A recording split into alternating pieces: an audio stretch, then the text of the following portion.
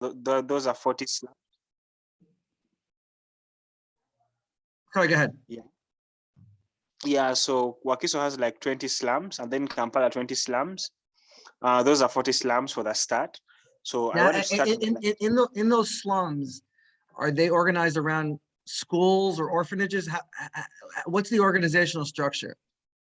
Yeah, good question. Yeah, so of course they have schools from primary to high school, and then they have orphanages, and they have child centers, yeah, and youth centers. So like the organizational structure is really firm. So that's why like your question was about like how would I use that like 500 to 1,000 sets. So my approach would be the ghettos first, and then schools, and then we would progress to orphanages and child centers. Now, how many in the 40 slums that you're discussing, how many approximate students or kids live in those areas? Yeah, so let me give an example of the one I'm living in right now. So we have to about 100 to 200 kids. So and that would be there. How many of those groups would be in that area? Is that just one, or is there 5, 10, 20 of those groups, or?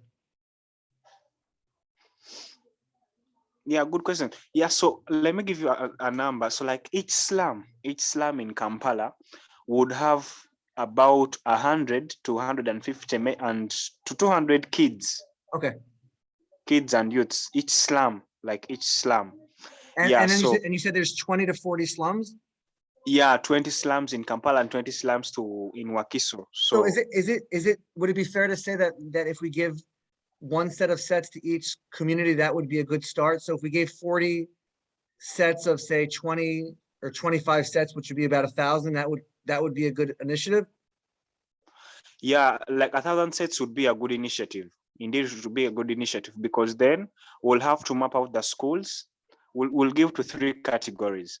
We'll give to schools, orphanages, and youth centers in these slums. That would be a good start. Excellent. Now, if I were to get sets, say 1,000 sets for you, and I were to get them into Nairobi, is it possible? Is that something you could drive, or do I need to have them delivered directly to you on a ship, or is there a way to transport them by some train or bus that we can take them from? Because I'm trying to think logistically, because the chess sets are going to be coming from China. Oh, okay, that's good. So they'll be offloaded off in Nairobi. Well, that's what I'm thinking. Or I could have them sent to where, maybe Port Bell, or I'm guessing you have a port as well, correct? Yeah, that would be good.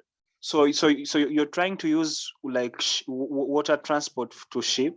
Yes. Okay, that's a good one. So Port Bell. Port Bell is quite near because it's in Ruzilla. Okay. Yeah, I can take maybe like a taxi or a boat at that side, which will be easier. But have you considered the use of DHL, or water is better? No, I mean, DHL is fine as long as it is possible. I think if we were going to do DHL, it might make sense to DHL from Nairobi to Uganda or to Kampala. I don't think it would be good to DHL from China to Kampala. I think it'd be too expensive. Yeah. We can do DHL from Nairobi to Kampala. That would be best, because when we do Port Bell, like like the process would be long, like taxes and corruption down here. It's really bad. But if we use DHL, the offices are so near, and I would just go to them, like just show them the receipts of the ship of the ones you shared with me, and then it will be so easier to pick them and then start to map out the distribution. So for DHL, if you could look into it, the chess sets for 1,000 sets is approximately 1,300 pounds. 130 pounds, which is, I don't know within how that would factor in for DHL. But if we can get a quote to be able to fly in 1,300 pounds of chess sets from Nairobi to Kampala, how much that would cost? Let me try to see. We'll have to figure it out. We'll have to get some information, but I think that might be the best thing. If I could send, instead of sending a thousand sets to Nairobi, I can send 2,000 sets. 1,000 could stay in Nairobi, 1,000 could be DHL'd to Kampala. Yeah, that will be great. That will be a great. So I can't say I can provide the information of DHL of head because I don't know how much they charge per kilo. Yeah, now we got to look at what the kilo conversion into pounds and how much it will be. But the sets are only expected to arrive in August, so we have several months. So we can begin to map out the logistics of everything in the next coming weeks and months, and then get the plan for distribution once they land in Kampala. Now, Tundi and myself are planning to potentially go to Nairobi to help distribute the sets there as far as like a goodwill ambassadorship. I wonder if it would make sense. Is it easy for travel into Kampala as well? So you wanted to come to Kampala after Nairobi? I wonder if that's possible. Yeah, it's very possible. It's so possible. Okay, because I'll talk to Tundi about it, but maybe once we go to Nairobi, we go there for a couple of days and help distribute some of the sets there. Then we could, I think the flight from Nairobi to Kampala is only 1 hour. It's not very far. Yeah, it's not very far. It's not very far. Excellent. Okay, very well. So I think it's a good plan. And this way, I think because we can hit some different countries, it gives our organization more in a sense of a global or an African feel, as opposed to just being in Nigeria or in, say, Kenya. If we add in Uganda as well, I think other countries could potentially see that this is a thing that's being spread all over the continent as opposed to just one country. So I think it'll help spread the initiative and give great visibility as well. Yeah, indeed. Like in terms of visibility, in terms of impact, in terms of like real work, it will be so good because the organization will have, because your mission is to have a global reach and touch, Yeah. and share the gift of chess, which is really nice. Yeah, and then like the impact would be so good. More so the mental touch of the things, the mental benefits of chess are really so good, and it would solve a lot of problems from because it will be just like a replicate of what Tunda did that side. Like it would help on drug abuse, on trauma, like it would do so much. Yeah, hold on 1 second. Sorry.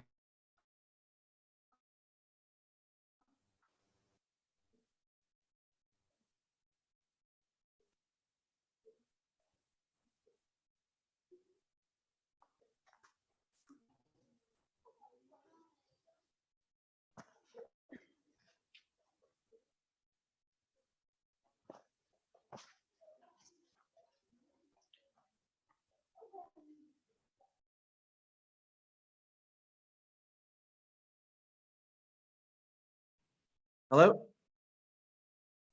Hello. Okay. Hi. So Tundi is going to join us. In Kampala? No. He's going to come and meet you on the Zoom. Wow, it's okay. It's okay. Yeah, here he is. I think he's, let's see where he is. Can you hear me still? Yeah, I can hear you loud and clear. Okay, good. Recording in. Just give me 1 moment, sorry. It's okay.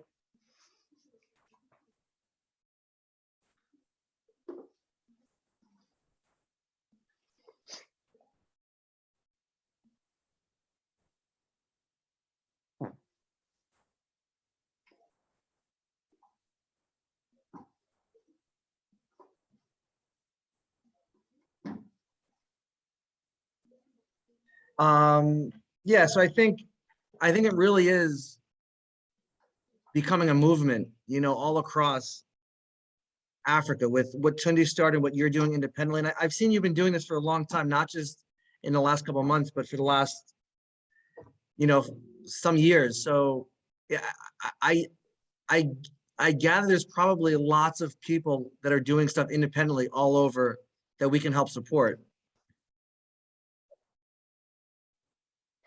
Yeah, that's true. That's true. Yeah, there are a lot of people doing a lot of good work down here, like so many, because I have friends that do that kind of work. Yeah, so it's really nice. So yeah, so what Tunde started, it's really nice. Like he showed us the possibility of acting, of starting something, and then like persevering, and it's really nice. So like the support you're giving out and sharing the gift of chess is something so good and nice Yeah. that So I have Tundi on the call. He's here now. So, hello, can you guys hear me? Yeah. Hello Tunde. Hey, Russell. Hey. Hi, Ronald. Yeah, it's a pleasure to have you, boss. Congratulations on Hi. your awards. Oh, thank you very much. Thank you very much. Uh, So Tundi, just to bring you to speed, do you see my screen with the map of Kampala? yeah, I do. I Okay. do. Yeah. So he's servicing right now. There's about 40 slum communities in around that area, um, that have about maybe 200 or 300 kids or some version of that in the geographic area. And he has contacts and outreach into these different communities. So he thinks if we can get 1,000 sets, he can distribute them to 30 or 20 or 40 different communities in the slum communities of Kampala. So can you kind of just share what you share with me as far as what you think would be best for the outreach? Ronald, can you share with Tundi what we talked about? Okay, thank you. Yeah, so Tunde, like to bring you up to speed. So what I told Russ that in Kampala and the neighboring district of Wakiso, we have like around to 20 to 40 slums.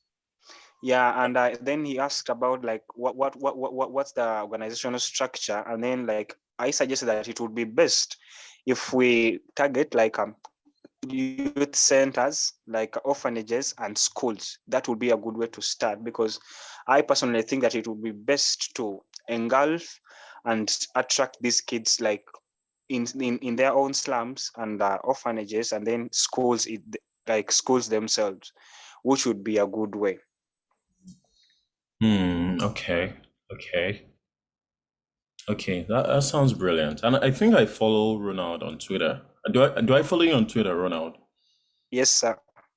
Yes, I followed you recently. Yes, I think I've seen you put up a post recently, and I really admire your passion for chess. I mean, anyone that does, this for chess with children, is my brother. And thank you so much for your passion and your commitment.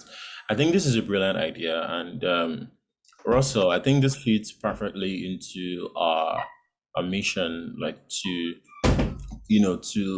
establish that distribution chain and have passionate person on ground Yeah. that can that can help facilitating the distribution.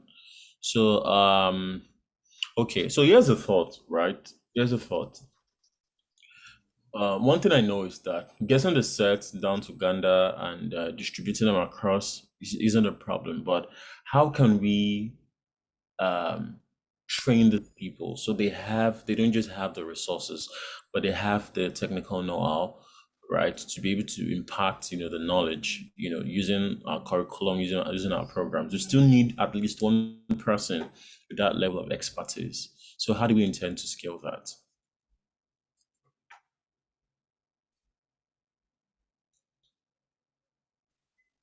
Ronald, do you have a network of volunteers or chess enthusiasts that you can leverage to help them become the leaders of these communities and take the lead on this project, or is it just you?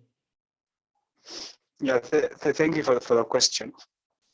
Yeah, so like the question is so insightful because right now I'm in contact with one of the chess champions in Uganda. He's called Harold Wanyama, and Oh, I'm my trying to. is a friend.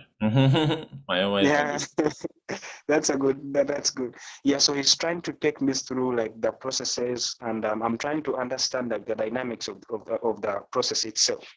Yeah, so right now I have contacts with some chess clubs in Kampala, like there's PAL Chess Academy, and then Chireka Chess Academy, and then the Uganda Chess Women Association. So in regards to to having volunteers, so right now personally, I have 3 volunteers that I'm working with who helped me out in the process and the event and are willing to teach the kids.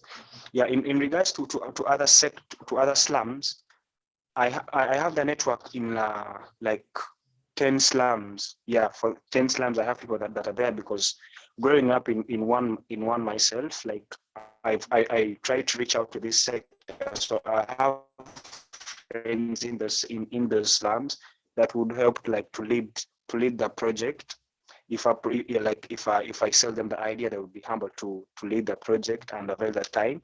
So like and sorry, what's it like in the other 30 slums that would require us, that would require me, like Russ told me that you guys would be flying to Kampala, like that would require me in the next coming months Cindy, what I to sorry. reach out to the authorities, like the chairmans and the chairperson, like the chair ladies, and then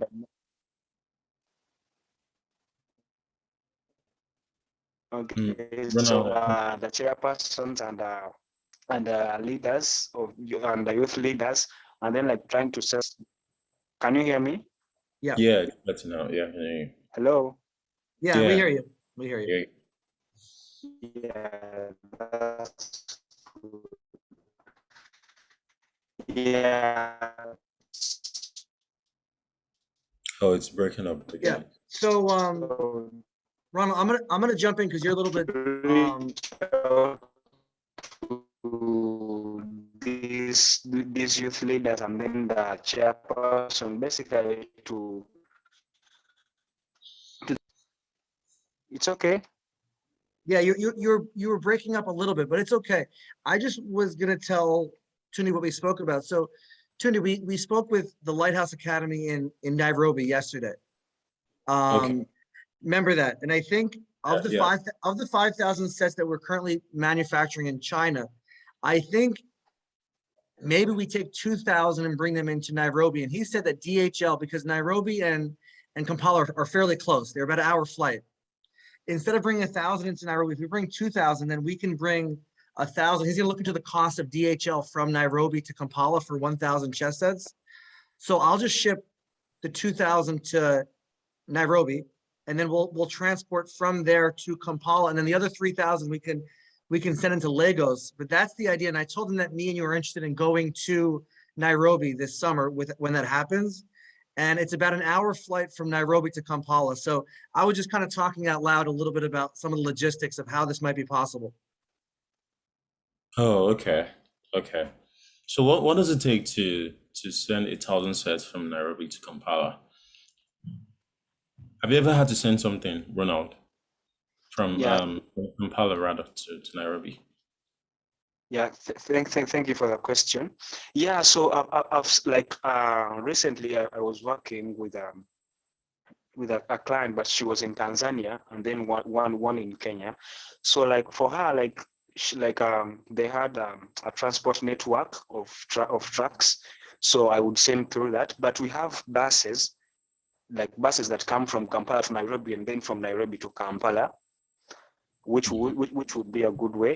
Yeah. So the process through which I used to send goods was through the truck, the trucks, and then the buses. Oh, okay, okay. All right. I think that's a good idea, Russell, because I mean, if you're sending within Africa, it's much easier and a lot more cost effective to send them within um, the same region. So, All right, I'm trying to think about how like from getting the sets and the distribution. So Russell, what do you think? Like if you'll be making the trip down, like how many days would we spend, in Kampala, distributing, obviously can't distribute everything. Would probably have to leave the distribution process, in the hands in the care of Ronald, right? How many days do you think we should Well, stay there for? And apparently it's a 1 hour flight from Nairobi to Kampala. So we can go to Nairobi for maybe 3 days, go to Kampala for 3 days, and just make okay, sure we meet some people, meet some organizers, more as a gesture and a goodwill partnership ambassadorship. So it doesn't need to be super long, but I think maybe 3 days in each place would be fine, something like that. okay, perfect. All right then. Then one more thing, Ronald, can you share a bit of your story with me? I'm always fascinated when I meet someone that is passionate about chess and children. And I saw a couple of your flyers. I think I even just had a mental note that I was going to reach out to you sometime. Right. So tell me a bit of your story. I think I'd love to hear. I don't know if you've already discussed this with Russell, but I'd definitely love to hear it.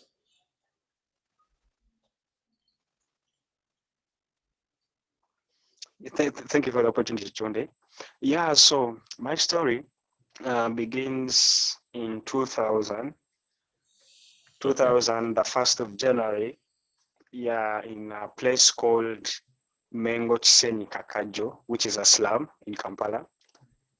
Yeah, so that's where it begins. So growing up in a slum, went to school, experienced a lot because my area was more dangerous because it's one of the most feared slums in Kampala. So I grew up and I encountered a lot of deaths, gunshots, rapes, gang attacks. So like it was horrible and not good like for the mental side of it. But thank God we had to persevere through it. So I'm second of five. Yeah. I have a bigger sister and then like two little brothers and then one younger sister. So I went to school from the ghettos, like experienced a lot of stuff from violence, like to separation of parents. So it's been a lot. It's been a lot. That's what I can say. But one thing that really fascinates me is that I joined like the humanitarian side of work when I was 5. Okay. And by then I had volunteered to write names of there was one organization that used to sponsor kids, and then like one of the people in charge was my friend, so he gave me an opportunity to volunteer and start like with some basic work of registering attendance of people. So that's how I entered the humanitarian work. Then I had to work. I worked with them for like 2 months, but I couldn't manage that work and school. So my parents like urged that I should focus on school first. Yeah, so I've been with organizations like for quite some time because I remember that there's the Karamajongs. I grew up in the Karamajong community. Yeah, these people are from northern Uganda. So like most of the street kids in Kampala come from these people. Yeah, because their own district is in a park, Noya, which is in northern Uganda. So they have they do what's simply called the rural urban migration. So when they come to town, most of them don't have where to stay. They don't have anything to start off with. So most of them like resort to ghettos and streets to stay. So the organizations I've worked with have mostly been um, one like I've mostly targeted these people to give them an education, to maybe supply food and clothing. So that's what I've been through in a humanitarian side of work. So I think it was around 2018 and I was like, but okay, these things are good, but how about I start mine and then chase my passion and do it because I'm all rooted in humanitarian work, humanitarian sector. like the conversations I really love to have. I want to sit down, talk to people, like get to know their stories, like what you're doing right now with me, Tunde. Yeah, so it's like that's it basically. But I'm going to share a tweet. I don't know whether you can see it, but I'll share it in your DMs so you can Okay. read more about, because I made a tweet about all of it. Hope that will share the bigger picture of it. Is it okay? Oh, that's great. Thank you for sharing your story, Ronald. Now, Ronald, can you just share, are you a chess enthusiast? Do you compete? Are you a chess player or more of a humanitarian or both? Thank you for this question. Thank you for this question, because let me tell you something. Like the event I organized, where the Tunde, the flyer Tunde shared, like it was on Saturday, the like last week. No one attended.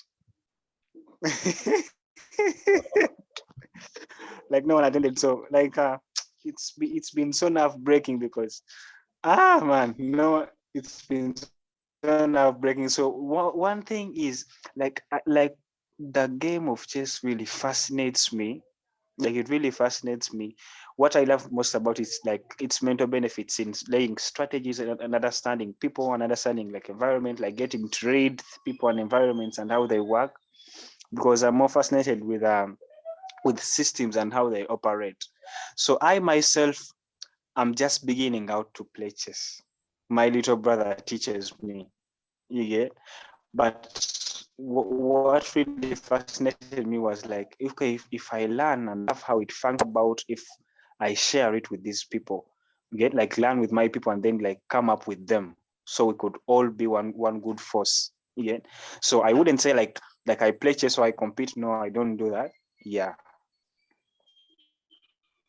Though I'm Oh, learning. Well, just from what I'm thinking, it's almost better because there's more people like you than there's good chess players. Chess players are fairly limited. But yeah. if we can partner with people that are passionate about chess, that are non-chess players, and provide the resources and the ability to learn together, because finding partners that are also strong chess masters like Tundi is very rare. But anybody could learn the game. Not everybody's already knows the game, and I don't think it should be perceived as a barrier to entry to be able to share chess if you're not already a formidable player. So I think that's really kind of your story is more, I think, the common story. I think Tundi's story is maybe more unique that he already is a very strong chess player. Because all over the continent of Africa, chess is not that developed as far as high level players. So I think this is actually very, very in line with what the gift of chess can help develop is taking people that don't know the game that well and still using them to share the game because we have access to technology and resources that can help you learn alongside the communities that you're supporting as well. Yes, Russell, I agree with you. And thank you, Ronald. I think one thing I've learned on my journey of leadership is, most of the time, right, it's better to engage passionate people as opposed to like competent people. So there were several points where I had to make that decision in terms of like, oh, someone that had the competence or technical know-how and someone that was passionate, that was always willing to learn and be involved, right? And I mean, Chess and Slums, you know, was with my friends. And when we started out, none of them knew how to play chess, right? They just joined in because, oh, they saw Tunde was doing this thing. And, I used to go to those slums on Saturdays and Sundays, and all of them just came. At first, they would just sit down and not do anything, right? But they wanted to feel more involved. So I had to teach all of them how to play chess. I had to organize training sessions for them. And now, they work with me. I remember when I was doing the chess in schools, we all did it together, and they're at least 2000 rated level, strength now. So it's good that you're very passionate, at least, telling you about the mental benefits, the cognitive benefits, would be like we preaching to the choir. You already understand that. But beyond that, right, I think the most important essence of chess as a gift to a child is that it gives them an identity. And that identity to them could mean the world, right? An identity that it could be intellectually inclined, identity that it could create the discipline to excel at something, an identity that helps them understand that there's always going to be a reward for hard work, right? So this is very meaningful work. and really admire your passion once again. And this is also a learning opportunity for you too. And it makes sense that you can grow with the project or with your involvement in this, and also, get better and continue to use, that skill in your own way, to impact, to impact lives. Yeah. So I think I really do love this, and I'm really excited about this trip, this project, and I mean, coincidentally, I've been thinking a lot about my YouTube channel because I want to come to places like this and not just tell the stories, but also get support, local support, right, from institutions. I have a lot of friends. I mean, I've only probably been outside Nigeria, twice. First one thanks to Russell to Burkina Faso and recently Mauritius. But I have people and friends in over 50 countries, right? So we could always leverage the support, right, to get you, some to get you, support for your initiative, and just get the chess gospel, moving, and yeah, give the gift of chess and just watch the seed grow over time. So yeah.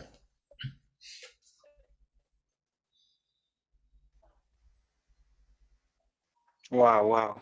Thank you so much. Thank you so much. So like ever since the meeting began, like it's been a learning process for me. I have a lot of questions. I have a lot of questions for you today and for you as like I just want to know some things because thank you for the opportunity of loving my passion and believing in what I'm trying to do and build. And I really appreciate that. But I just have one question for you guys. Like now, like on Saturday, where I invested money in this event, in a fundraiser and everything, and then like no one turned up. Like how do you guys encounter such moments? Like have you encountered them? Like how have you been able to move forward?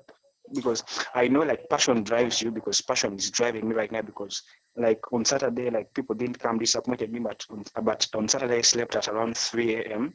in the morning, trying to figure out like what went wrong, what didn't go right, what did I do wrong, like what are the lessons of this, so how can I push forward? I understand the drive of the passion, but my question is so onto the side of like how do you do when such things happen, more so in the presence of those that want you to fail, because the people that want me to fail came and they laughed, because I had a chat with them and they laughed. So like how, like have you guys encountered such moments and how do you move forward? Wow. Okay, I'll go first. And I think the most beautiful thing about the Chess and Slums journey was that we really did document everything. Like our entire journey was well documented from September 1st, 2018 till this very day, right? We documented all our memories, all our failures, all our success stories. If you go back to our Instagram, if you go on our Instagram page for Chess and Slums, you dates back to like the 1st of September when we officially launched, and everything we've done since then, we updated them, those moments. And I can tell you for a fact that between 2018 and early 2020, late 2019, we never received a donation, right? And you would see a lot of flyers that we put out there, and I mean, we didn't get any support, but we just did it regardless, right? And I think an important lesson here is now when you start out with an idea, that you think can change something, right? You're going to get a lot of criticism, especially when you're doing something that is selfless, right? You're going to get a lot of criticism. You're going to get a lot of these things that we consider failure. But I think with time, right, I've come to understand that failure is just a part of the process. It's inevitable, and that's an important lesson you'd learn even from chess. In chess, you're going to lose a couple of times. There's no way around it, right? You have to get used to losing. It is going to hurt.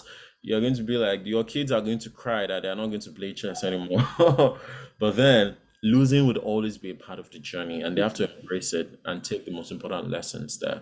I mean, in this case, you put out a flyer for a fundraiser and nobody turned up, right?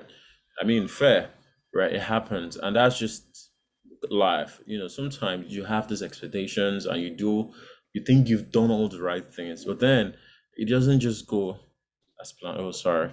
Hold on a minute.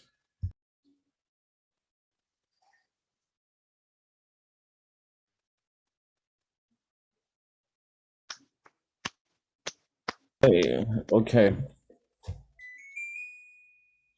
Right.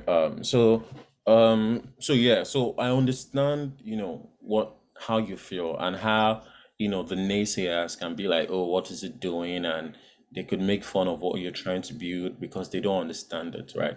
When people don't understand something, it's easy for them to make fun of you or be very skeptical about your chances of being successful. And that's okay. But that has nothing to do with your journey. And you need to understand this from a very strong, perspective. It has nothing to do with what you're building.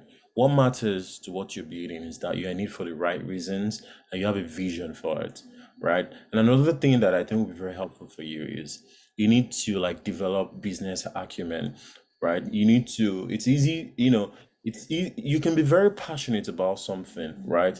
You're very passionate, you're very driven, and you don't see, and that passion, you don't see like that parallel with results, right? And it could be very frustrating, and I know how that feels, right? But then passion is just not enough, and you need to understand that even if you have good intentions, all of those things, it is not enough, right? You need to be able to also develop yourself and being able to articulate your stories properly. I remember the first time I was called on radio to talk about chess and slums. We just started out then, and I just got to the radio station and I was nervous. I was afraid. I didn't know how to articulate the work that we were doing, and I was just blabbing and blabbing and blabbing and stuttering throughout the entire, interview. And when I go home, I cried because it really hurt because the interview was just very weird, and I felt hurt that I wanted to do this great thing, and people were asking me questions, and I couldn't articulate them properly, and it just seemed like I sounded like a delusional person because I would say chess could change the world. It just sounded, delusional, right? And I thought to myself that, see, I'm going to get better at this. I started watching TED Talk videos. I started reading more books. I started Googling silly things. I just wanted to expand my vocabulary, increase my depth. I wanted to be able to describe things in a deeply profound way people could so that it could resonate very strongly with people, right? I started to write. I never even knew I could write to that moment. So I started writing.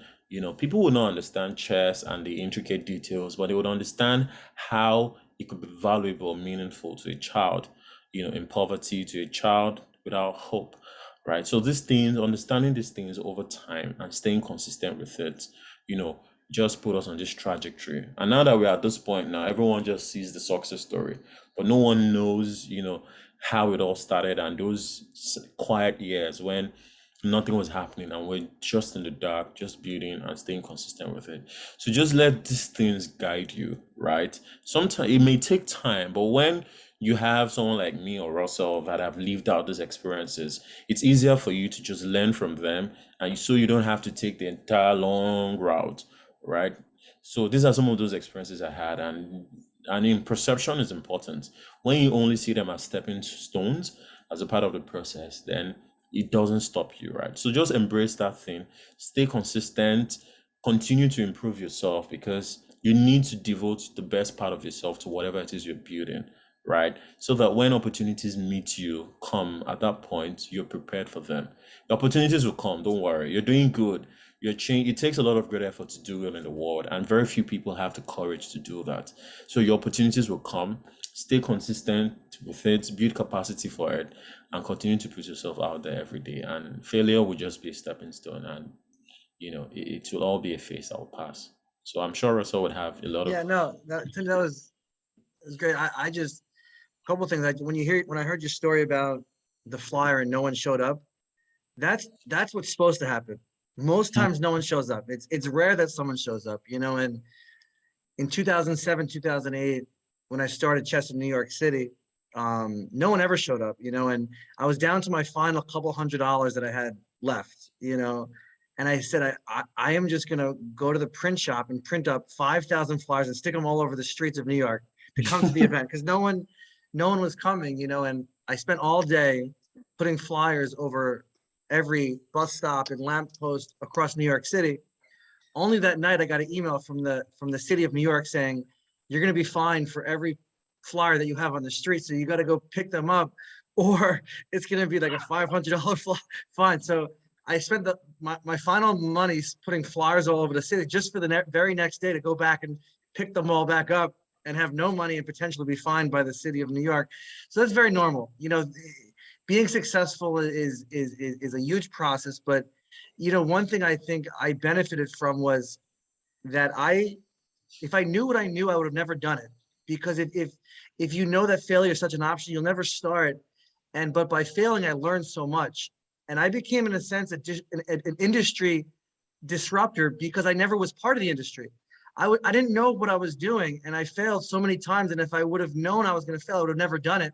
So I learned by trial and error, and there's value in that. Like Tundi said, there's value in learning from us because we've succeeded and failed. But if I knew about the amount of failure that I was going to be involved with, I might have never started.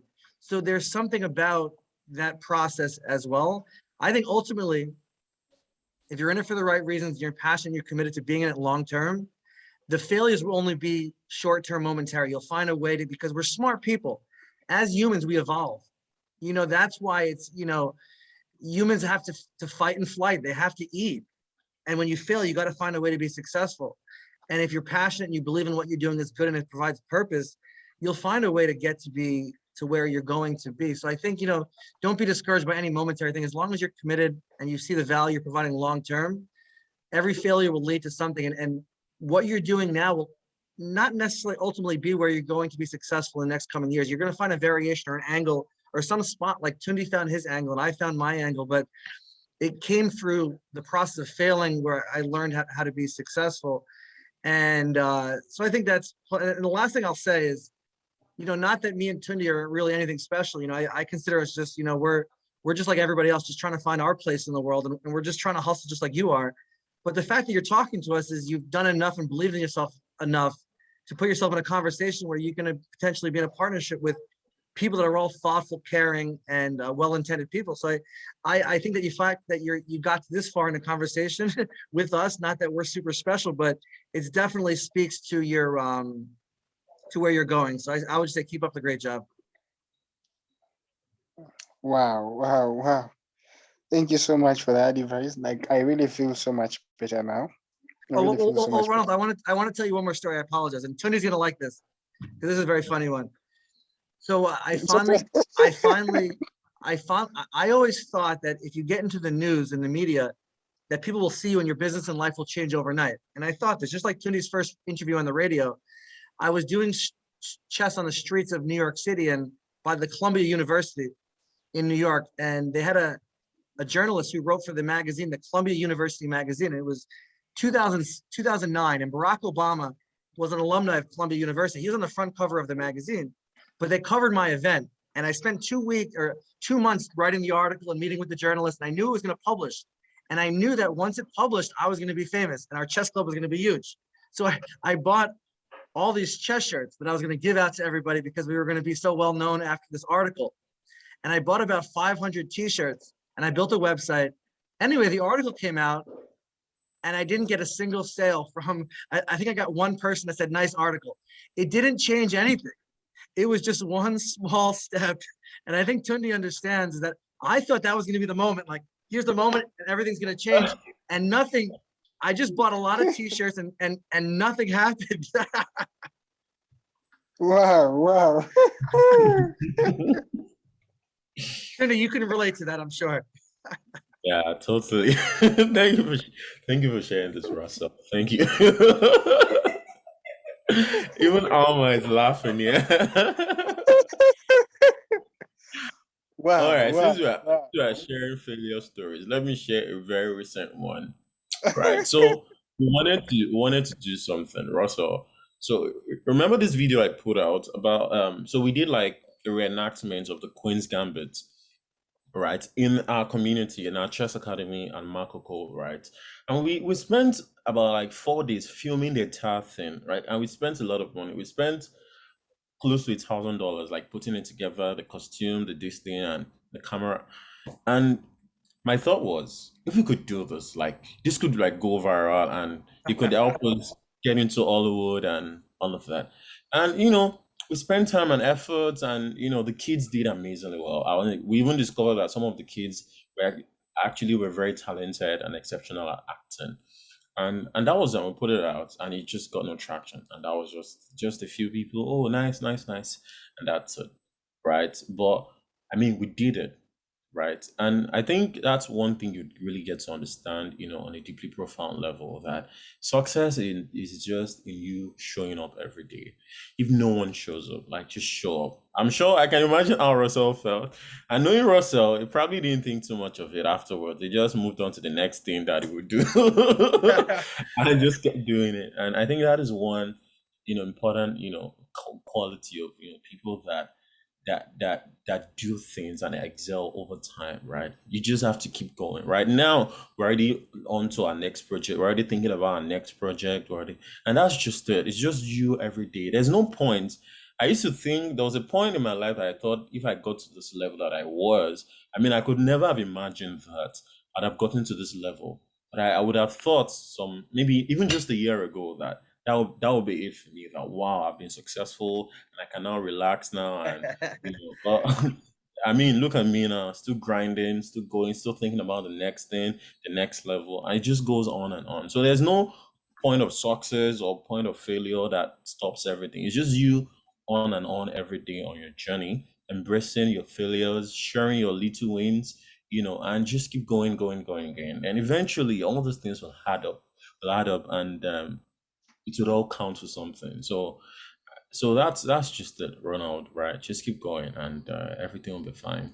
I promise. That was a very funny story. How am I laughing here? Wow, thank you so much. Thank you so much for the alibi. But Russell, man. So like just simple questions to you, Russell. Like, how did you pick yourself up that morning to go back to the streets and pick up the flyers you had put out that day? I mean, well, this situation is even for this day is that if you ask, you're going to be asking forever. You got to just do. And as long as you have these and you got this and you got this, it's very cheap to do stuff. So you can bootstrap and get a lot done with just your heart and your ambition, your passion. A single chess set costs about $4.50 or whatever it is. So there's rock bottom and there's rock bottom. And as long as you're still breathing, you haven't hit rock bottom, So I think there's always ways to keep on pushing forward. So.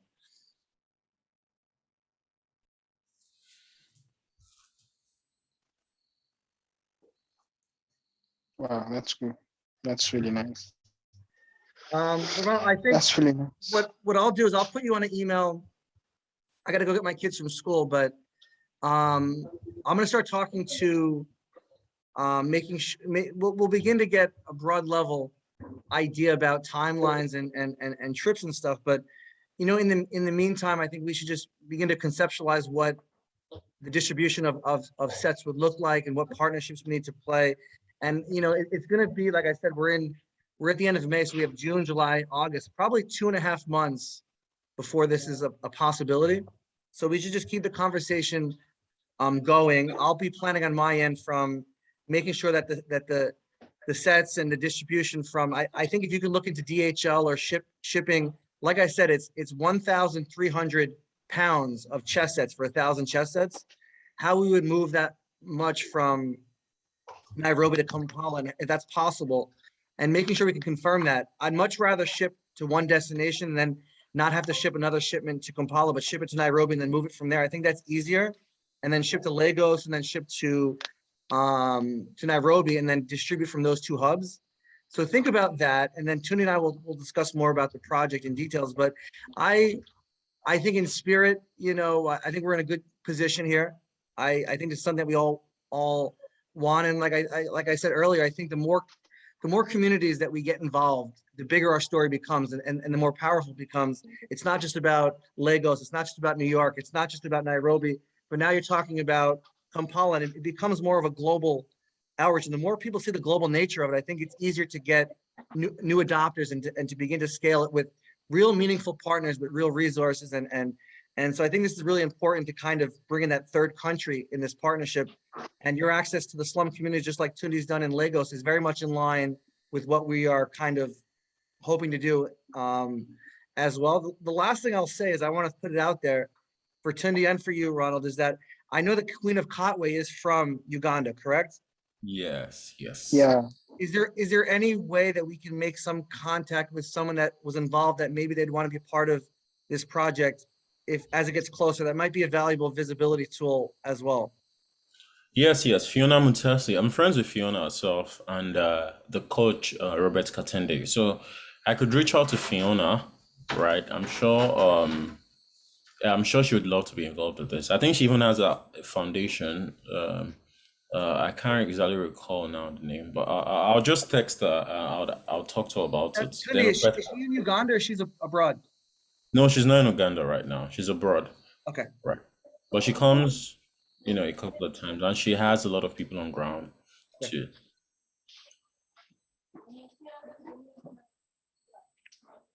Yeah, that would be nice. That would be so nice. Like to have people that have walked the journey before and ahead, like to come through and then like we partner up because it will help like ease the process because then we'll know like how to go about it. Because I myself am learning chess, so it will be better to connect people that have learned chess, that play chess, that live and breathe chess, because it will be so much of an inspiration and a motivation for people to get on board. And then like, of course, like opportunities will come ahead and then we'll have kids progress with their lives, which will be like a genuine act.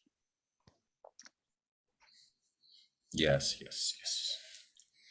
Okay, All right. awesome. Well, very well. Well, thank you guys for your time, and we'll circle back in an email or some other communication. But I'm excited. I'll move the ball forward. As much as I can. When things arise, I'll keep you guys posted as well.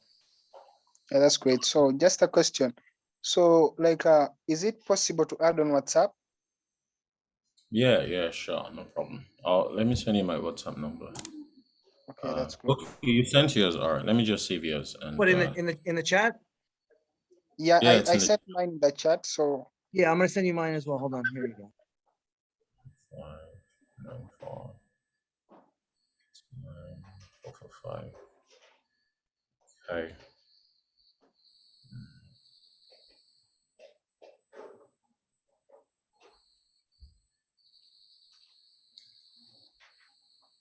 so you've changed you've sent yours in the chat. Yeah, I'm looking for. No, I sent you a message already. Well, Ronald. let me just do this. Yeah, okay, here you go. I'm gonna do. I'll put mine in the chat. All right, I sent you a message already, Ronald. Well, okay, that's good. Come on.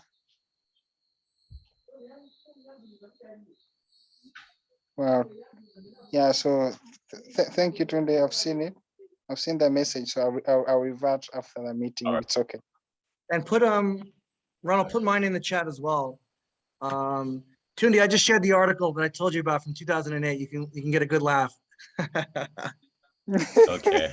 All right, guys. Very All well, right. guys. I'll talk to you guys soon. Okay.